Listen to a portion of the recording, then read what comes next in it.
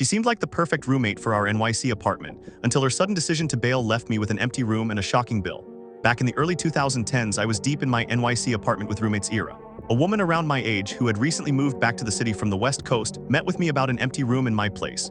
She mentioned wanting to try a new neighborhood, Park Slope, for anyone familiar, and complimented my apartment, calling it cute. The tedious roommate interview process seemed to be over, or so I thought.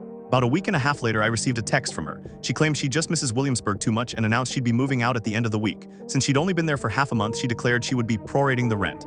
Unsurprisingly, she also ended up bailing on utilities. A couple of months later, she butt-dialed me. This was back when most phone plans didn't offer unlimited minutes. I knew her minutes were about to get really limited. I left my phone in my room and went out to run errands for a couple of hours. When I returned, the call was still active. I decided to lean into it, taking a long bath complete with drinking tea, listening to soft music and fizzy spa salts.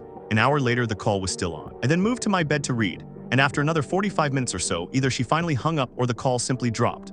Those 225 minutes of talk time were probably worth far less than half a month's rent, but at least it was likely a significant pain in the ass for her to deal with AT&T or Verizon during her next billing cycle. The chick who eventually took her space managed to lower the roommate bar even further, ultimately pushing me to get my own place.